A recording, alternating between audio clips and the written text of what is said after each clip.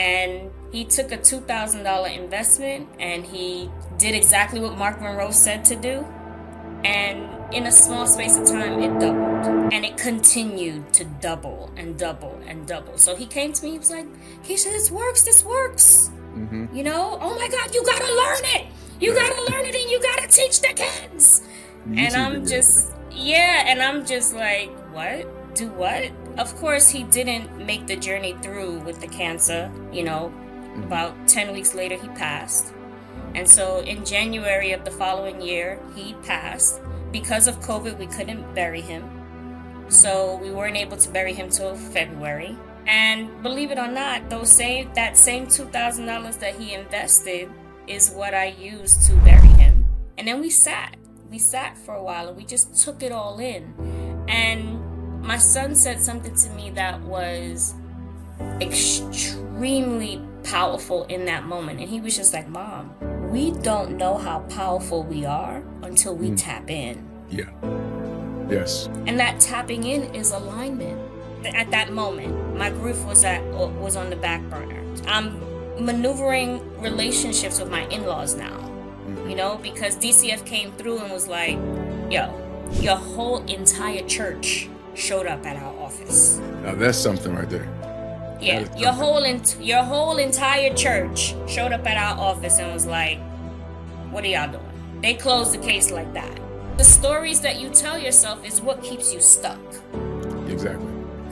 You know? And you got in communication. And that was truly your access to just a shift of who you could be and what showed up. Absolutely. What's up, fam? Before we get into this conversation, let me say this. Look, I know it's a thing, right?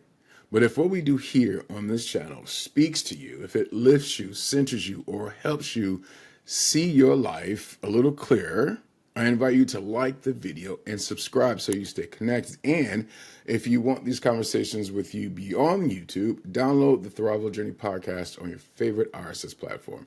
It is a small ask that goes a long way, and it really, truly helps us create the kind of content that doesn't just entertain, but actually supports your journey of growth and alignment. So hit that like, subscribe. Let's breathe in, get present, step into the conversation.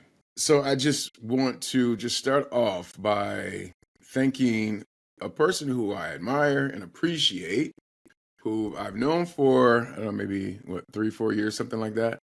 I just want to say, Keisha, thank you for being on the podcast. What's up? How are you feeling? Well, thanks for the introduction. Yeah, it's been about 3-4 years, and life is lifing. Life is lifing. Life is lifing. It's always life, you know, and I'm just, you know, bobbing and weaving as the punches come, and I keep moving forward, you know. And that's how I know you as, and that's why I invited you on the podcast, because of who you continue to show up as, and who I see you as somebody who's resilient and magnificent in how you present yourself in the world. And I mean, we'll go through it all, but I just to kind of just give you your flowers.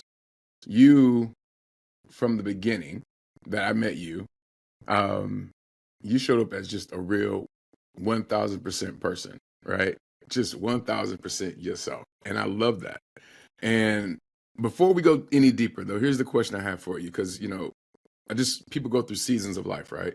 And so what season of life are you currently in, and how would you describe yourself and who you are right now? That's a really good question.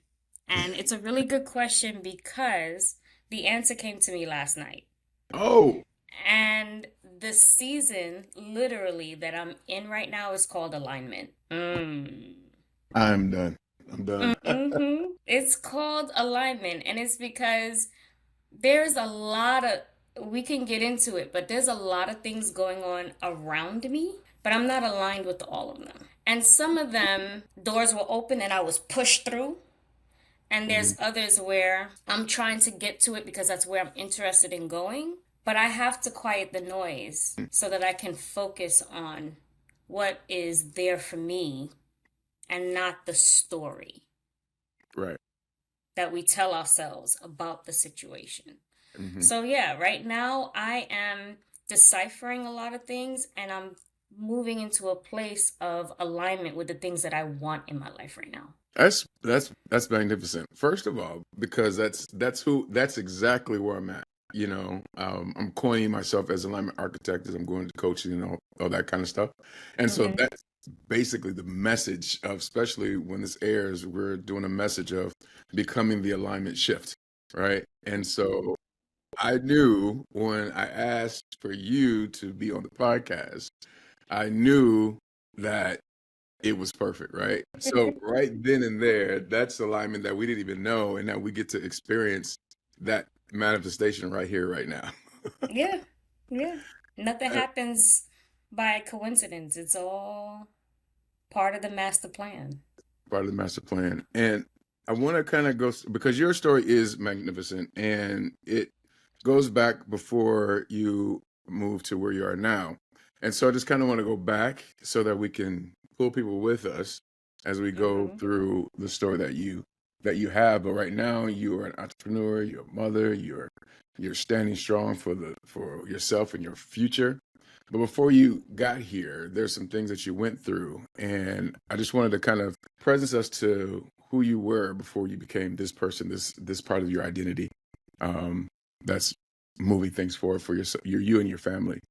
Um, can you kind of take us right before you moved to here, where you are in Georgia, and what it took for you to get here? Well, it's an interesting timeline, which I happen to know by heart because I lived it. Right. And it started in probably October of 2021. On Halloween Day, my husband was diagnosed with stage 4 cancer. Okay. And for us, um, you know, I'm a mother of 6. We were raising 6 kids together. Life wasn't fantastic, but it was good. We were comfortable, everybody was happy, bills were paid, and we were at a point in our lives. I probably was at the time 46, he was 49, and we were talking about life insurance. Okay, before you get there, I just want to say, by the way, when you told me you were a mother of 6, when I found it out, I was like, ain't no way. Ain't no, I was like, she's Everybody. like 29, 30. What? Mm-mm, mm-mm.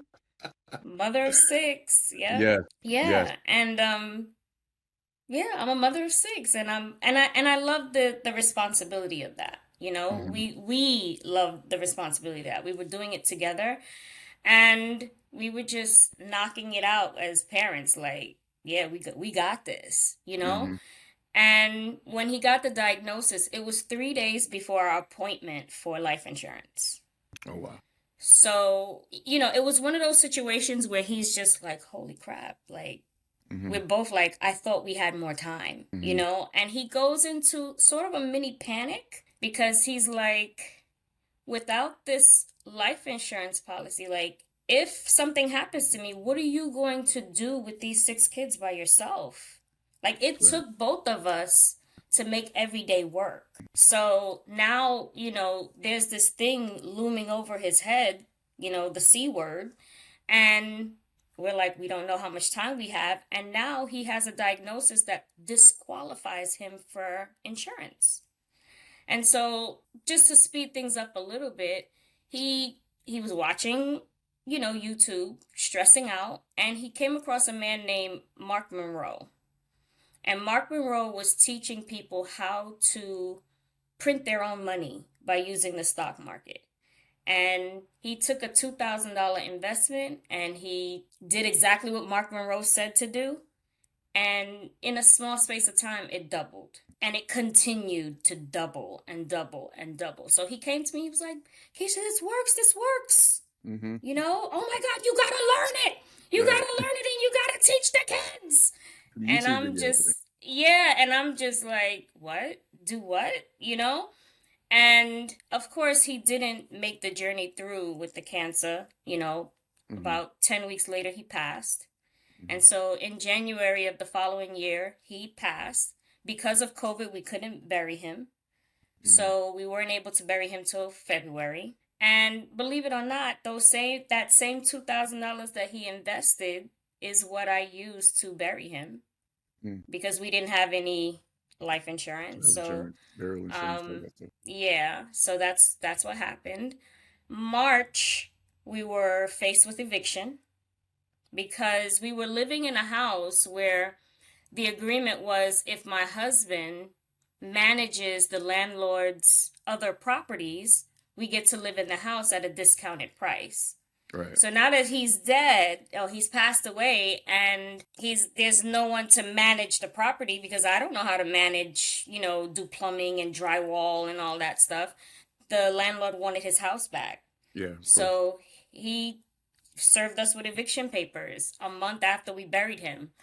And that's March, right? Then April comes along, and my sister-in-law, the one who loves me so much, she opens up a DCF case for me, saying that I am grieving too much and I'm not able to take care of my kids, and, that the state needs to intervene and make sure that the kids are okay because I'm not okay. And so this is April. And then in May, I find out that my mother is living in a deplorable conditions in her apartment in New York. And so, at this point, I've lost my husband. I'm about to lose my house. Someone is threatening to take my children. I don't know what to do. Right. There's a lot going on, yeah. Yeah, that's a lot. And I'm not given the opportunity to grieve. I'm not given the opportunity to grieve. And bills are piling up on top of that. You understand? There is no rich uncle coming to save us. Right. Okay? And so I sit for a minute and I say to myself, what is there to do? Because crying isn't going to work. There isn't enough money to get us out of this situation. What do I do? And I don't know if it was a voice or a feeling, but I was offered the opportunity to do a course called Communication Access to Power. And so I go on the computer and I look it up, and the next available class is like in June. And so I sign up for it. I don't know where I'm getting the money for to pay, but they say it starts when you sign up, right? Right. And so I signed up for the course. And I did the course. And when I say it gave me access to my life, because all what I just told you, how many stories can you make up about everything I just said? Yeah, I was going to ask you, how did you separate what happened from the story that you would collapse for what happened? It was communication power, access to power. They allowed me to see the situation for what it was, not for how I felt the situation treated me or how I felt the world thought I should respond to it. I saw it for what it was, the what so. And so I was able to, from that course, separate the story that I was telling myself about my situation and get access to what there was that I could do to change the situation. And I think that for me was pivotal. Yeah. It was absolutely pivotal because just focusing on what was available, I have a community. Mm-hmm. I have a church community. I have a community that I live in. I have a community of friends. And so I just started talking to people. I started talking to the people that know me best. I know me, but I know me from what the story I tell myself in my head. I don't know me from experiencing me. Other people experience me, right? And so now I have to go to those people that experience me in a positive way and have them say, that's not who you are. You're not crazy. You're not a bad mother. Okay, so tell that to the DCF worker, okay? Tell that to the landlord who is trying to evict me. So now I'm using the people in my community to vouch for my character, to vouch for who I am and say, hey, can something different be done here? And with that, conversations just started opening up and opening up and opening up. Next thing I know, people were volunteering to move my mother from New York to Jacksonville, where I was living. I didn't know. I had so many friends who were real estate agents, and I didn't even know that. They were Hmm. doing it on the side. People were saying, "Where do you want to go? Where do you want to move? I can find you a house. Let's look it up. How many rooms do you want? What does it look like?" Next thing I know, I had emails coming in with all these different houses that were in my price range. I got a letter from the landlord saying, "Hey, I wasn't aware you couldn't move.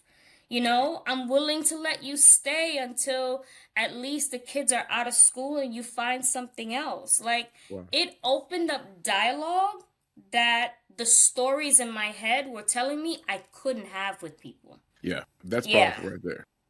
Yeah. Because the stories that you tell yourself is what keeps you stuck, Exactly. Exactly. you know? And you got in communication, and that was Mm-hmm. truly your access to just a shift of who you could be and what showed up. Absolutely. Yeah. Absolutely. And then I was just like, oh, I don't have a job. Like, how, if I move, where do I work? But I had all this equipment. Hmm. Me and my husband were working this wood shop, this laser business, and we were making signage and making products for people's weddings, signages for people's weddings, and all the decor. And I felt like the story I was telling myself was, I can't do this by myself. I can't do this without him. But when I had access to power, the story was, but you have a 17-year-old son that knows how to sand. And you have a 15-year-old daughter that knows how to paint. And you have 12-year-old sons that know how to put stuff in boxes. Hmm. And just like that, my 6 children, we became a business, and I had 6 employees. Yeah. Just like that. Hmm. Where all the time as mom, I saw them as my children. Now I have head of marketing. Hmm. What teenager do you know does not know how to maneuver Get on social the social media? media, right? Okay? I had head of marketing. I had, quality assurance managers. I had a photographer. I was utilizing what I had right in front of me that stories were telling me didn't exist. Yeah. And when you're able to move the stories to the side and see what actually exists, the things that align, because for me, alignment is an alliance, right? Yeah. And my kids became my alliance. Like, we were all working towards the same goal, living a better life, being able to, just weather the storm of what we were going through, because they were hurting too. Right. Like, at this point, I'm wearing at least 7 different hats, Hmm.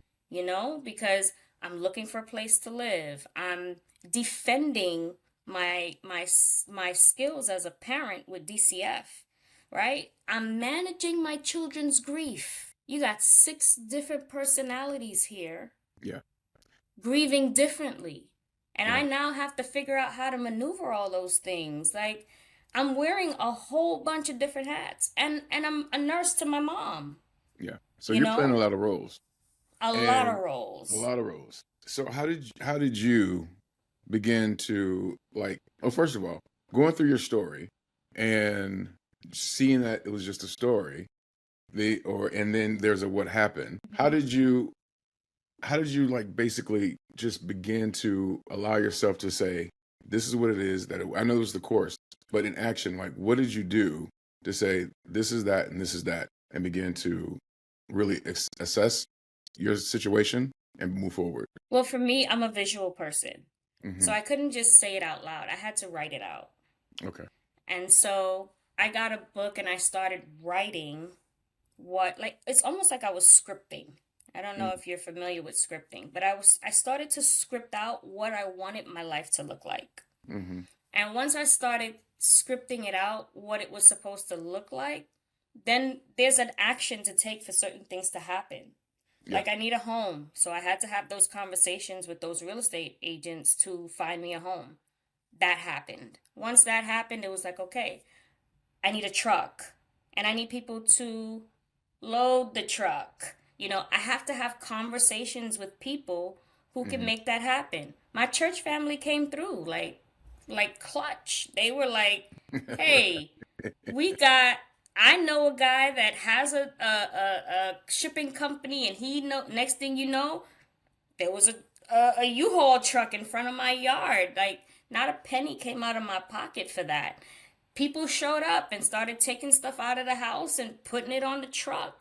You Hmm. know, it was like once I had a clear plan and I wrote everything out, they just it's I don't want to say it's magical. It just It sort feels of like it though. yeah, it did feel like magic. Things Yeah. just started unfolding. It almost took on a life of its own. And Hmm. things just started happening and I was just sitting back and watching for a minute like why all of this from just opening my mouth and talking to people. Yeah. And I knew it was more than that. I knew it was me, just me giving to people.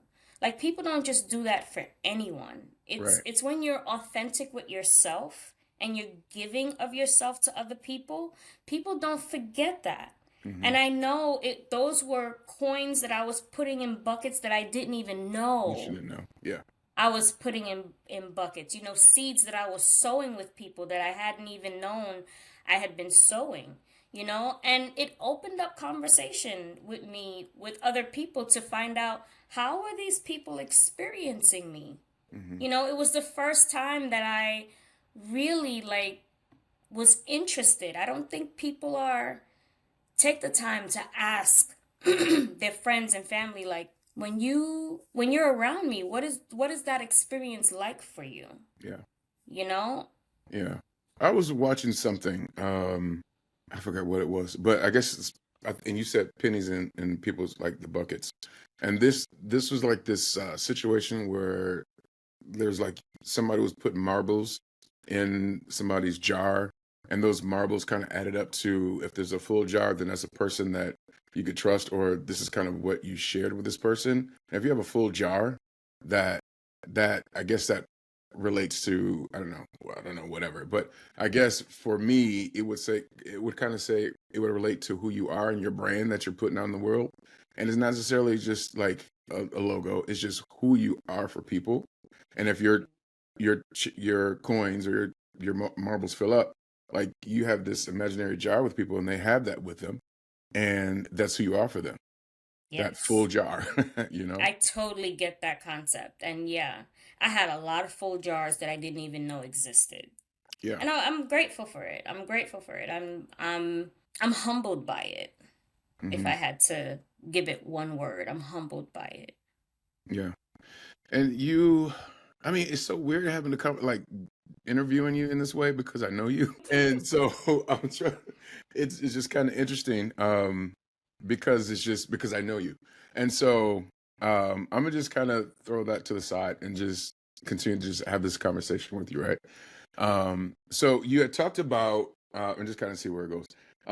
You had talked about like the first thing that you're doing laser cutting, and I was like, yes, that's right. This is like your first business that you had Mhm. that kind of took you from, just kind of helped support you, right? Right, right. And of course, I have this, right?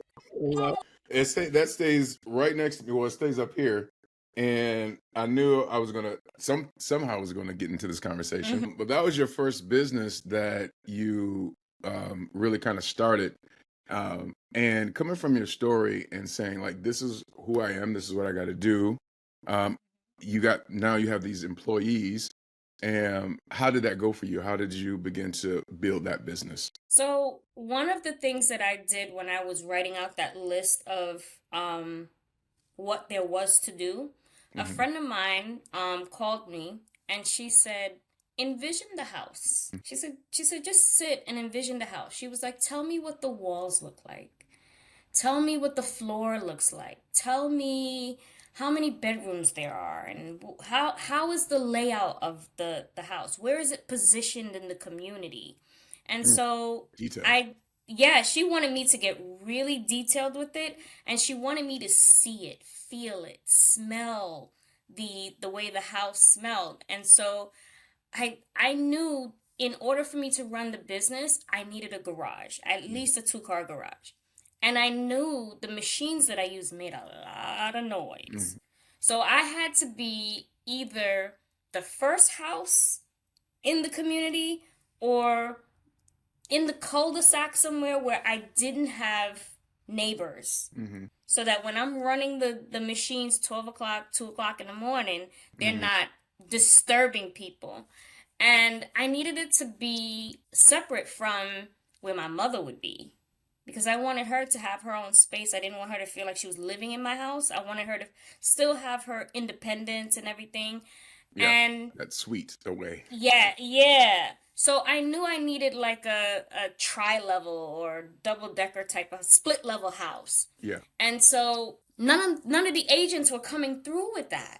And so I was just like, "Oh my God, I don't know what I'm going to do.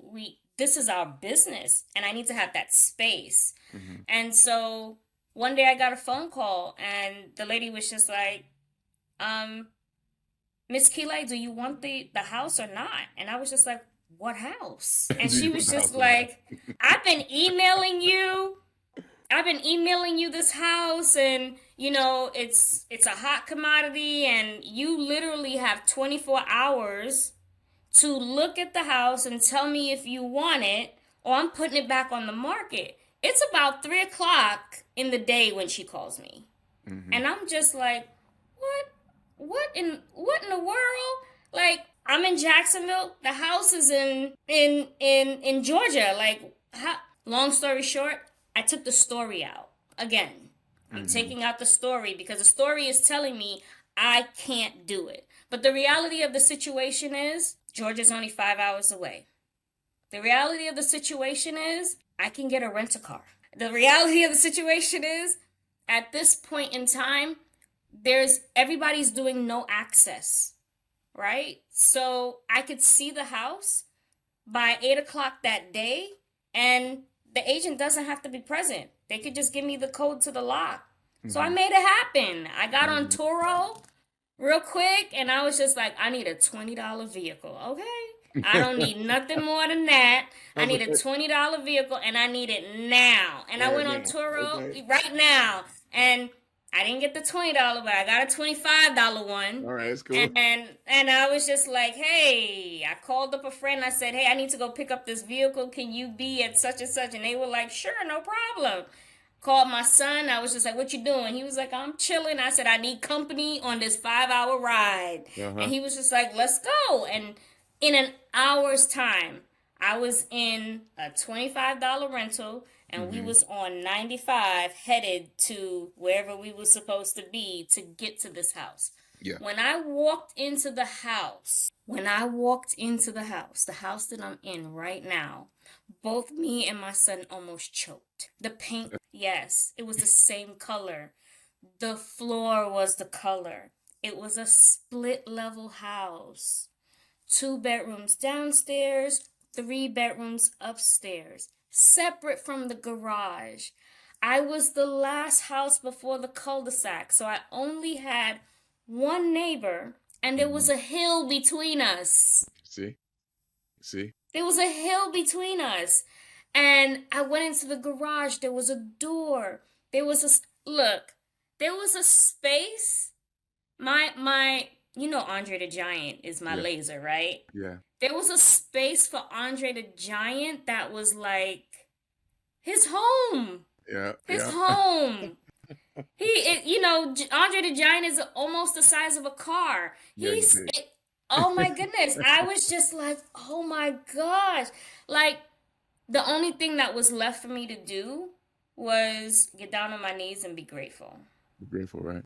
Yeah, me and my son, we cried. We started saying praise and worship. We went into each room, we blessed it, This is going to be Jaden's room with the boys. Let this room cover them. Let them have great dreams at night.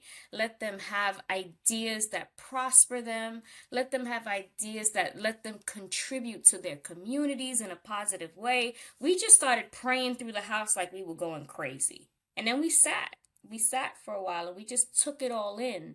And my son said something to me that was extremely powerful in that moment. And he was just like, Mom, we don't know how powerful we are until we tap in. Yeah.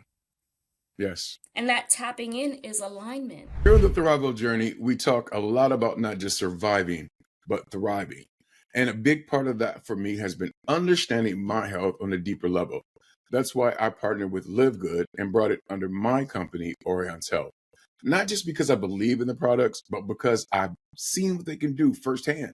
I've walked through some hard health chapters in my life, including cancer and a kidney transplant. And I know what it feels like when your body's working against you. That's why we're offering 2 free tools that help me and can help you too. First, go to myfreehealthreport.com/Orion's Health. Take our quick health questionnaire and get a personalized report created by Dr. Ryan Goodkin, Live Good's Director of Product Development. It's clear, actionable, and totally free. Second, visit myfreedetox.com and get a free chlorophyll and zeolite detox bottle with your first product order. It's a gentle, natural way to clear out toxins and start fresh, something I personally use and stand behind. This isn't just a sponsorship, it's part of my mission through Orion's Health to help people thrive in body, mind, and spirit. Of course, always consult your physician before starting any new supplement or health regimen. Your body is unique, and your healthcare provider should always be part of the conversation. The links are in the show notes. Now tap in and take your next step toward thriving. And when that moment showed up for you, did you get to realize that because of who you were being, you got to show up, like all this stuff got to show up for you, and you got to be in this place that you're in now? I'm gonna be honest with you. In the midst of it, no. Right. No. In the midst of it, there was just way too much going on. Like my grief is now on the back burner, right? At the And moment, I got not at that moment. My grief was on the back burner. I'm maneuvering relationships with my in-laws now. Because DCF came through and was like, yo, your whole entire church showed up at our office. Now that's something right there. Yeah, your whole entire church showed up at our office and was like, what are y'all doing? They closed the case like that. You understand? My landlord came through the same way. He was just like, he's like, I wish I understood what the situation was. I definitely wouldn't have, evicted you. Like, I knew he passed, but I didn't think he passed and you guys didn't have any place to go, or you weren't, you didn't have plans for this. My mom now is with me and all her medical care is taken care of. She has insurance. We're in control of what's going on with her. Like, I'm managing all these things. There's no way in the midst of all of that am I going, woohoo, I'm mad powerful. Right. That took a minute. That took a minute. Yeah, and I asked that because most people, well, I'll speak for me, and I would assert that most people don't know how to tap into the greatness when all that stuff is happening. It's one of those situations where you have to get still, because that's the only time that shows up for me, speaking for me. There's all this chaos all around you.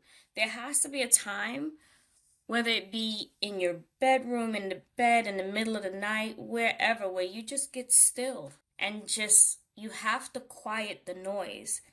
I mean, for me, I wanted to hear God. I wasn't happy with him, I wasn't happy with him at all. But I wanted to hear what he had to say. Like, dude, you got some explaining to do. Right. So you had to have I needed to get still in order to hear what that explanation was, so I could rebuttal. You know? Yeah. But yes. Why am I going through all of this? And I could see the blessings Mm-hmm. in spite of everything. I could see the blessings. Mm-hmm. I don't think if I wasn't separating the story from the what so that I would have. But I was seeing them clearly, like chaos over here, but blessing over here. And I'm Mm-hmm. very, very clear that this is a blessing and not destruction, Right. you know? And so I would take the time sometimes. Sometimes I'd forget. Sometimes I'd be a little frustrated about it and be like, bump that, you know? Yeah. But there were times when I would just sit. I didn't know why I was just sitting. I just knew I needed this time of just quiet. Quiet Just and clear, quiet. and creating that clear distinction was really like that was your access to your power. Yeah. I And could tell so you that I could tell you that now that yes, that's I was clearly going to what it say, was. hindsight is 2020, right? We Mm-hmm. think we know when we going through it, but we really don't until we get the chance to just kind of sit down and Right.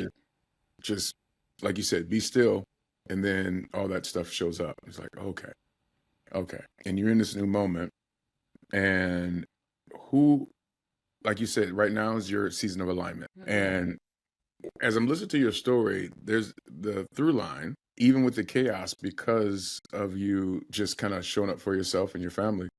There was some alignment there as well. But right now, is it the fact that you get to acknowledge it because you've experienced it before and you know what it feels like now? Yeah. I feel like when you go through it the first time, now you have a blueprint. Mm-hmm. You have a blueprint. You know what to do and what not to do. And not so much not to do, but what to do better. Mm-hmm. Right? Because if I had to compare how I maneuver now to how I maneuvered that first time around, my emotions are better in check now, you know? And I don't take cheap shots. In the beginning I was taking cheap shots. I What does was that mean? using I was using the death of my husband as a way to make things move faster sometimes, you know?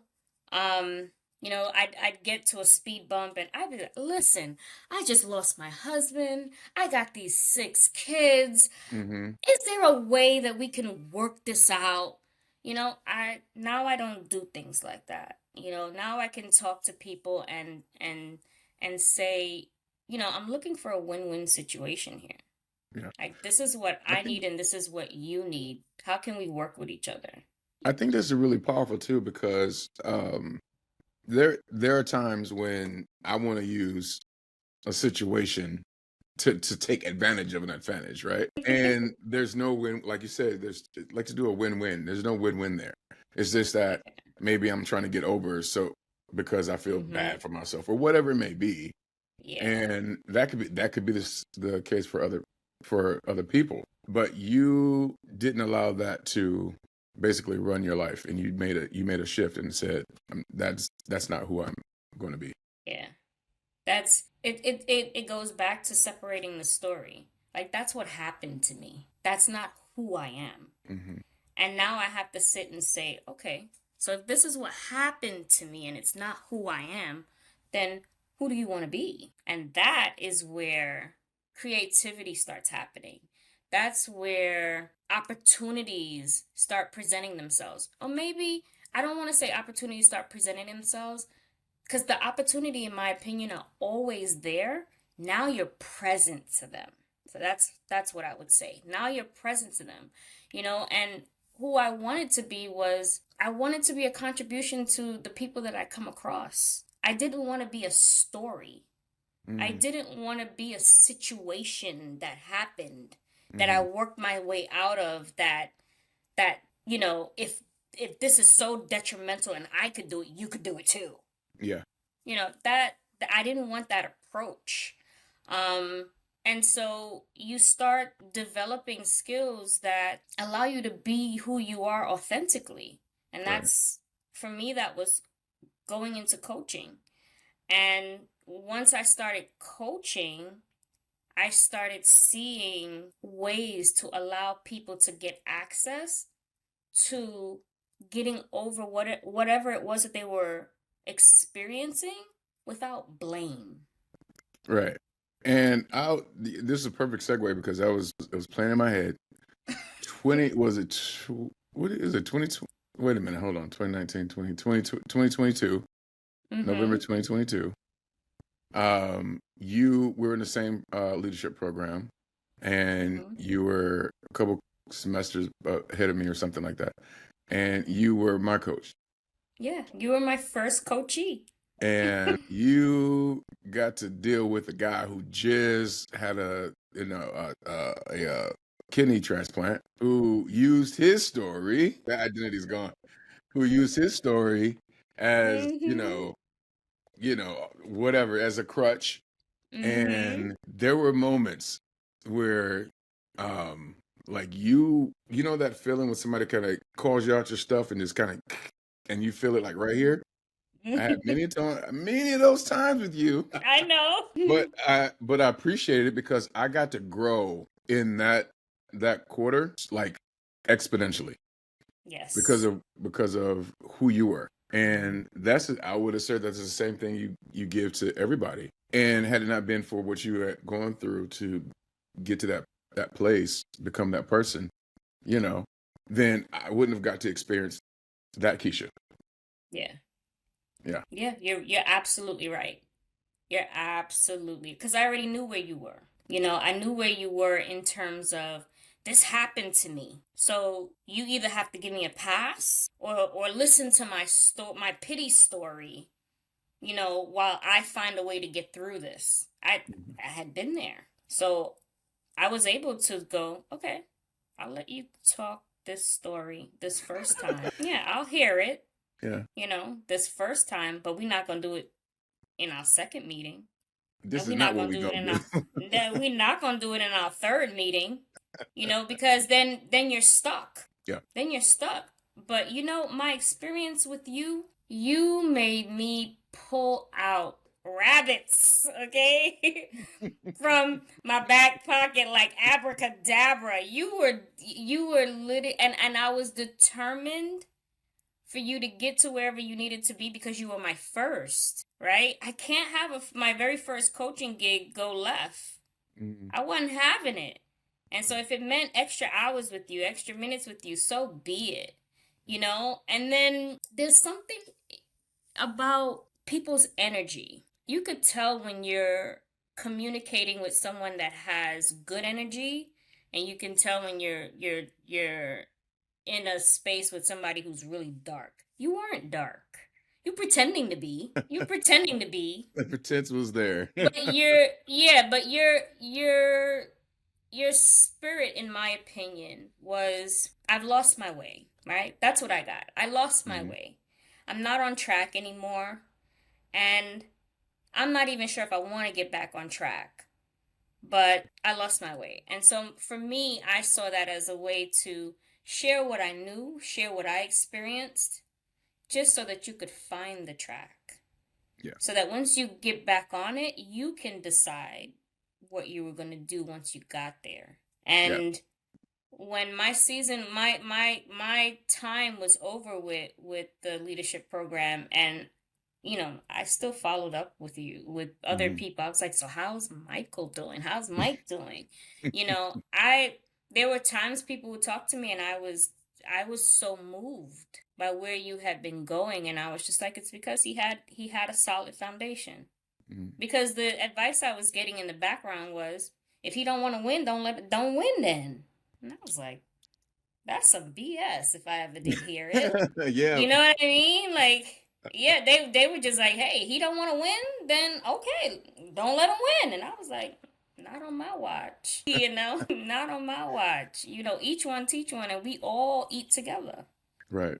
Right. So I was just like, yeah, I was really proud of where you and now look at where you are. Like, did we foresee this? I I didn't. didn't. You know? I didn't.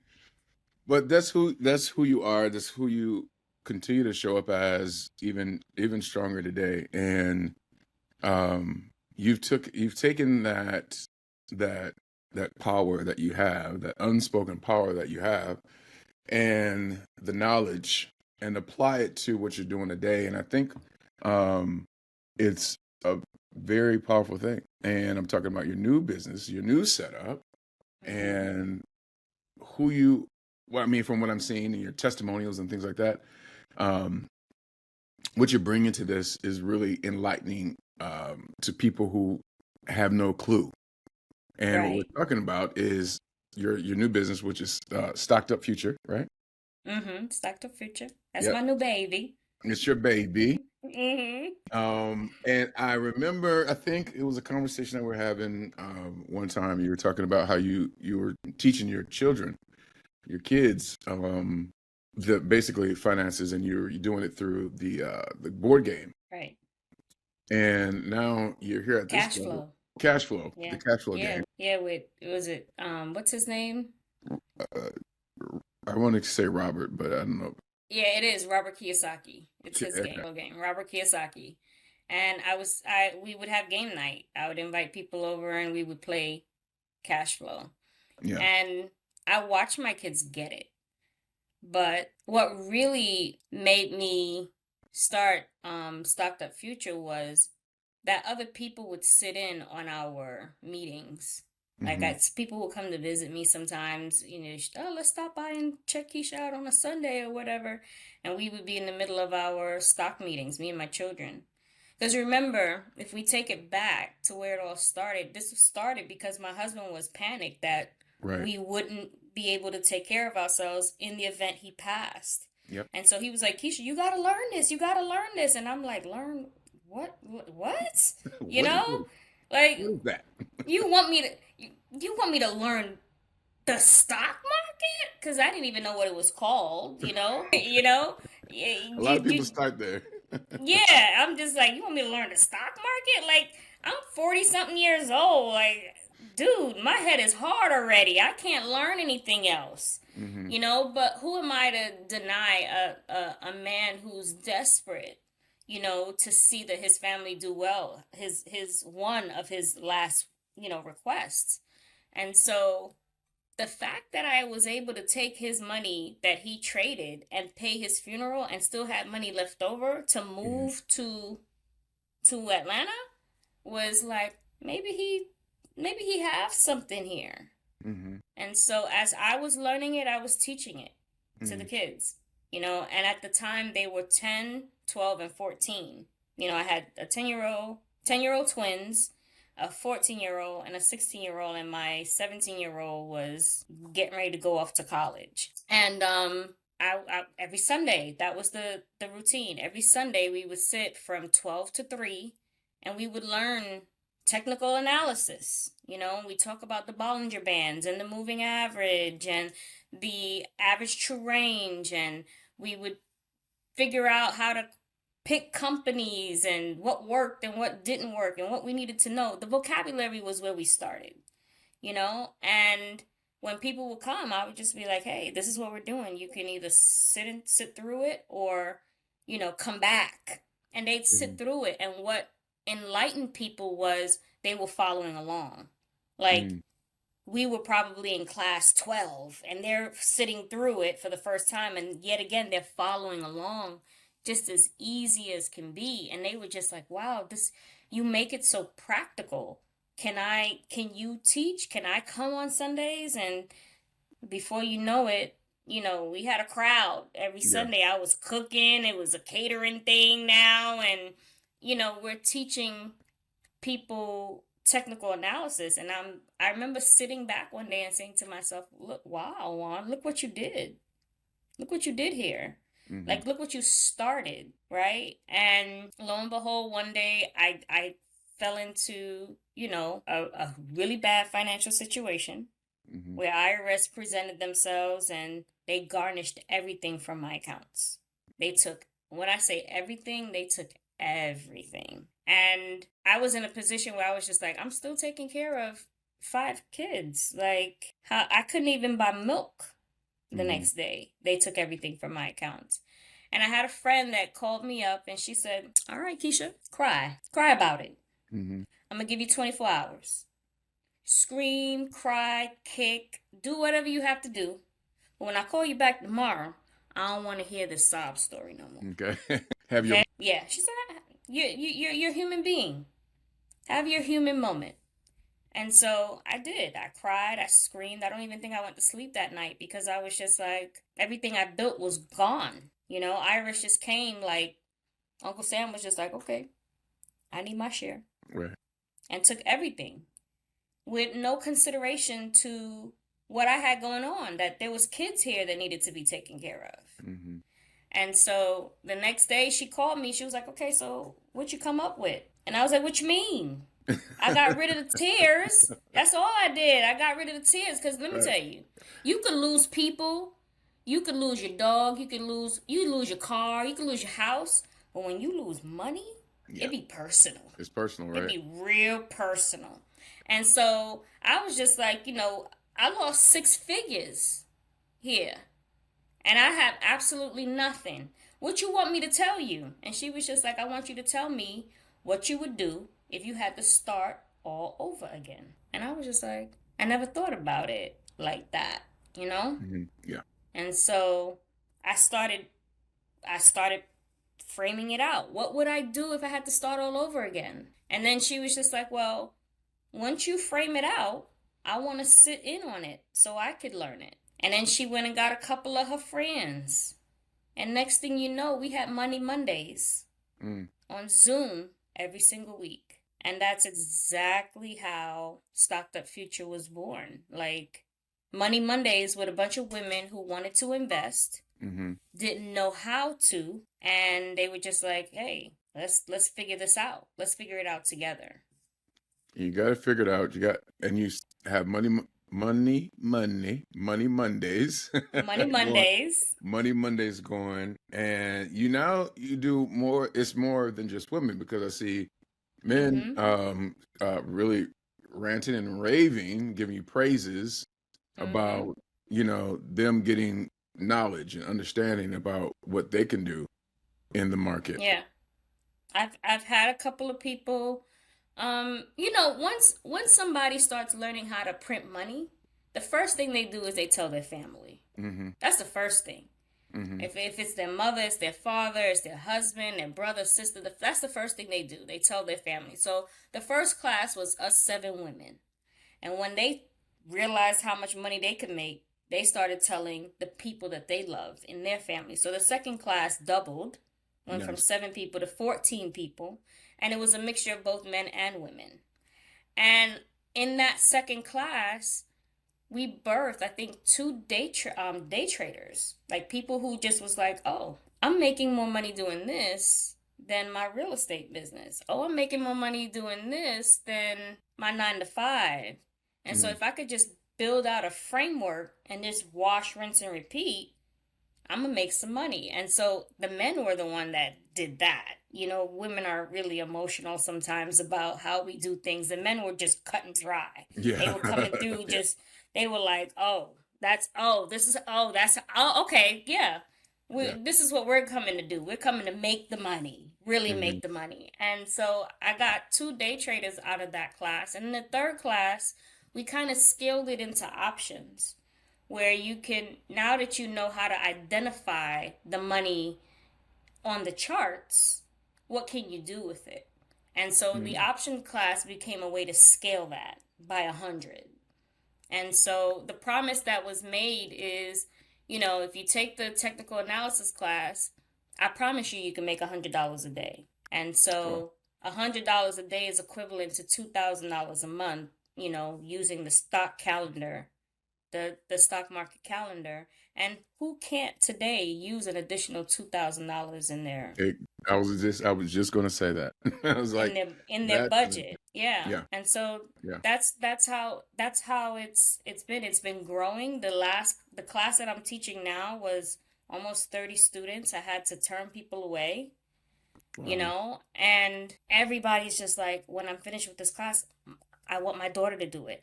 I want my son to do it. And the reason why is because I make my kids sit through the class. Like the promise was that I would learn it and teach it to the kids. So my kids sit through every single class.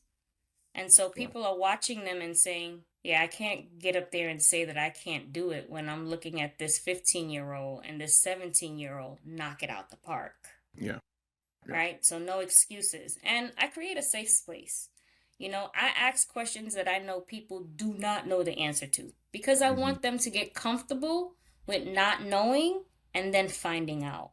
A lot of Yeah. people just feel like I have to know everything. You don't have to know everything. I don't know everything, but I'm Yeah. going to teach you what I know and I'm going to teach you what works. Yeah, I was gonna ask you, what do you say to somebody that's listening and they're like scared of the stock market, or they think that, they're gonna lose money, and they just have this anxiety around it. I'll say, do you want to stay scared?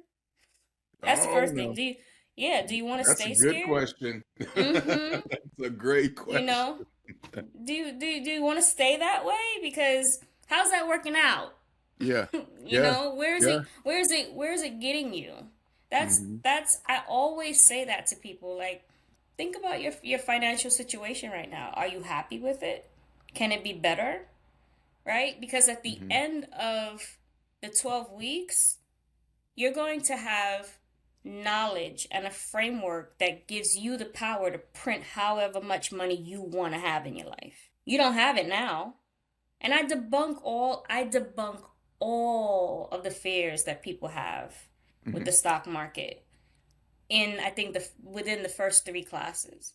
It's so practical. Like, you have to remember, when I first learned this, I was teaching it to a 10-year-old, right? So 10-year-olds are very unforgiving in the way they say things and the Right. way that they interpret things. They'd be like, "Ma, that didn't make any sense. Yeah. Do it again." Yeah. Come again. You know? Yeah, and so I'm just like, there is no pulling the mom card with a 10-year-old when you're trying to teach them technical analysis. It's either they get it or they don't. And Yeah. so I have to make it practical. I have to make it approachable, Hmm.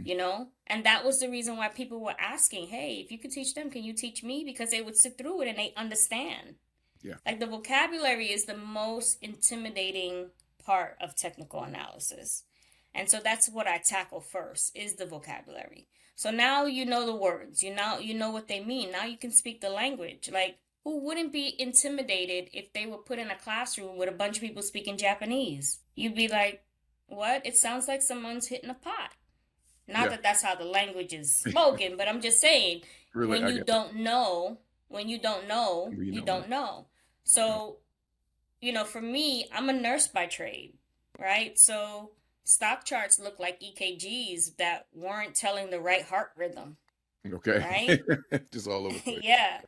And so I had to make it make sense. And once I made it made sense, then I could now teach it to someone in a way that makes sense to them.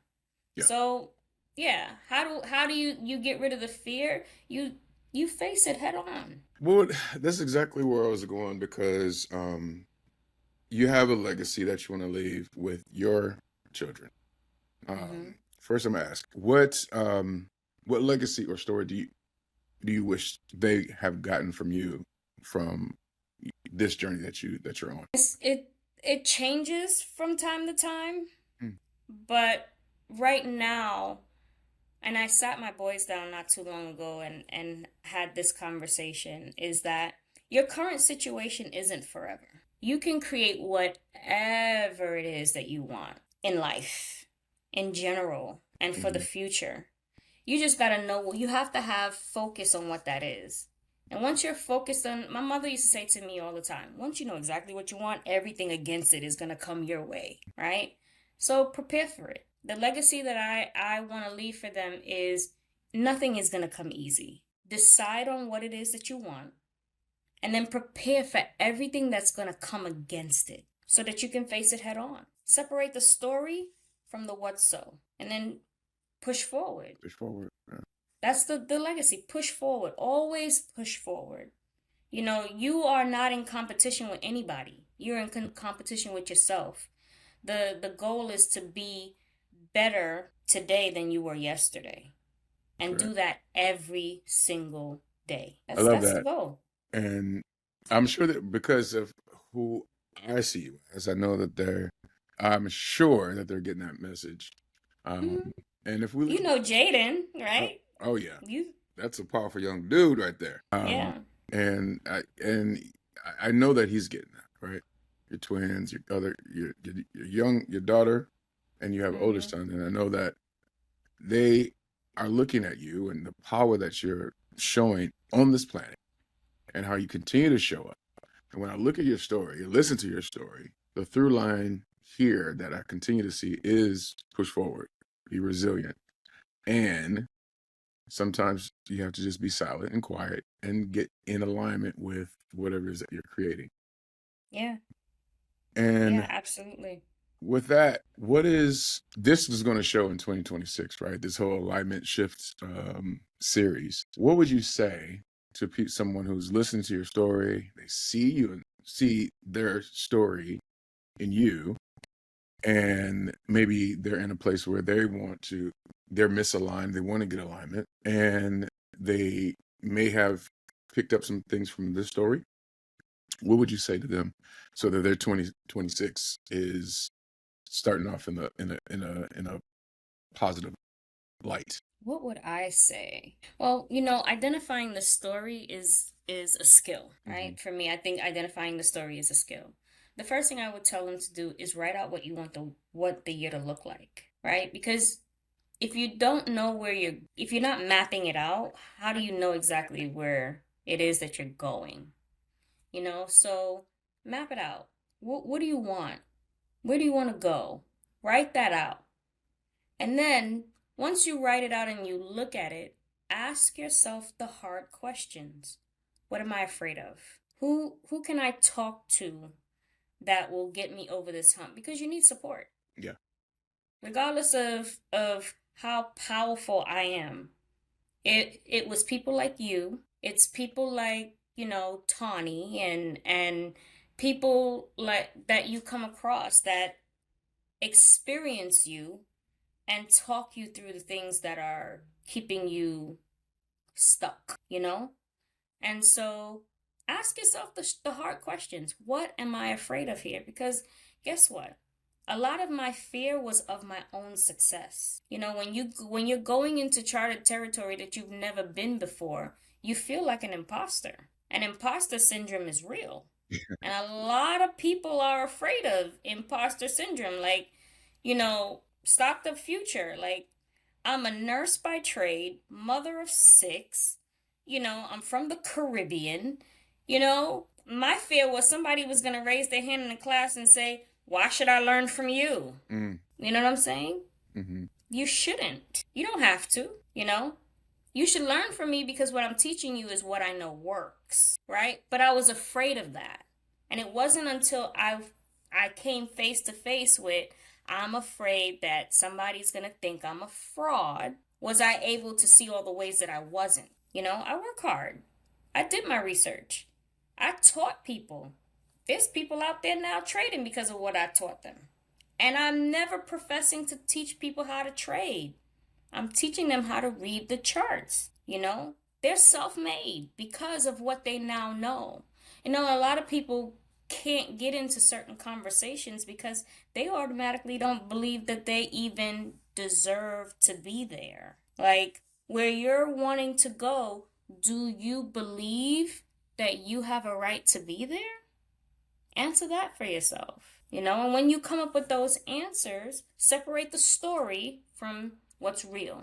And this is why you're here. This is the Keisha that shows up and really gets to the core of whatever it is of things. And this is why you have, your program Stocked Up Future. And this is why people listen to you and, be coached by you, because you know how to get there.